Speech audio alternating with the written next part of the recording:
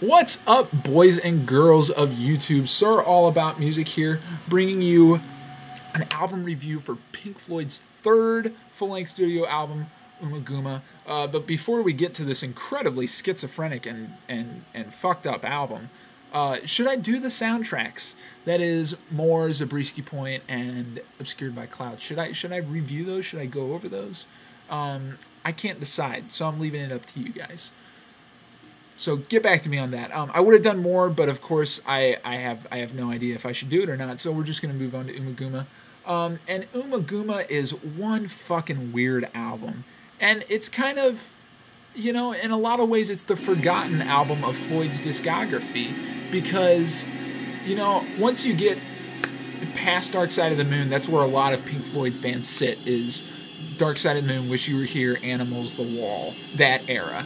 And people who go back and look at Floyd's earlier catalog tend to focus more on Piper, Metal, Saucerful of Secrets, a little, Adam Heartmother, a little. Nobody really talks about Ummagumma. Nobody really thinks about Ummagumma. And that's because Ummagumma is a fucking weird album. It is a fucking weird album. Really, basically what happened here is the four remaining band members, because Sid has been ousted by this time, he's out of the band. The four remaining band members are desperate because they don't know what the fuck to do. So basically they go off pretty much by themselves, make their own compositions, and then bring them back and throw an album together. And I'm not saying, I don't mean to make that sound like it's a bad thing. I think it's a great way to break writer's block. But what you end up getting is an album with really conflicted interests, pretty conflicted sound in a lot of points. But what's cool is generally there's a real folk influenced focal point to the album. All four of, well, five really, all five of the songs have some part of them is really folky, really folksy. Sisyphus being Rick Wright's composition. Sisyphus Part 2 is really where the folk point stands out. Both of Roger Waters' compositions, Grantchester Meadows and Small Furry, several species of small furry animals, blah blah blah blah blah blah blah blah blah blah blah. I'm not gonna say it; it's a fucking mouthful. Are pretty much folk-driven ballads, and then The Narrow Way Part 1 is a pretty folk-driven ballad, and then the Grand Vizier's Garden Party is a whole nother thing. So, yeah, even though there's some conflicted interests and there's a real just clashing kind of style on here, in general there's this folksy influence, drive to it. But also there's a lot of experimentation on the album, which I think is great. Floyd deciding that, oh man, we're desperate, we're just gonna, come up with anything. That idea allowed them to just do whatever. I mean, they could go literally any place. They removed any restrictions from their experimentation possible, and that's what really makes Ummagumma a masterpiece, is because they didn't put any rules on themselves at all. They didn't allow any kind of restrictions on the creative process, or lack thereof.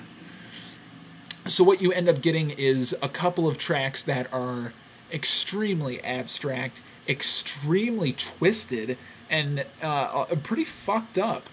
A couple of these songs really remind me of stuff that would later turn up on The Wall. They have like that kind of twisted sense to them, and then those are juxtaposed against these really nice, really pretty folk ballads. So, like I've said at least 5 million times over the past 5 minutes, really conflicted interests on this album.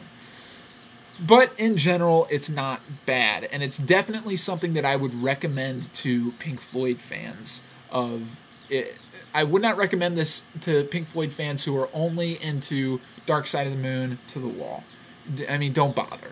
But if you love Pink Floyd, and if you love the experimentation of Pink Floyd, this is a must-have, because this album is nothing but experimentation. I mean, they take the music wherever it can go, and it ends up in a lot of different places, and that's really why I like it. There is a live disc to this. Not a lot to talk about there. All 4 of the songs are Syd Barrett era songs, and Pink Floyd is a great live band, so there's not really a lot to talk about there. So overall, Ummagumma gets a 7 from me. And really the downer for me is the fact that because there's so many conflicted interests, the flow of the album itself suffers. I mean, this is an album. It's supposed to be presented as a package. It should have a good flow, and it just doesn't. And I understand why it doesn't, and that's why it didn't get a lower score like a 6. I understand why it doesn't. I appreciate why it doesn't have a flow also. So originality, fantastic, great. They were in this kind of folk phase that kind of follows through up until metal, really. They write a lot of folk songs. And like the album, productions, along the lines of Adam Hart, Mother and Metal kind of production. Nice, not too clean. And then the flow, lacking. But it's a good album. I would definitely recommend picking it up. So, this is SirAllAboutMusic. Leave a comment in the comments below, and I'll see you guys next time.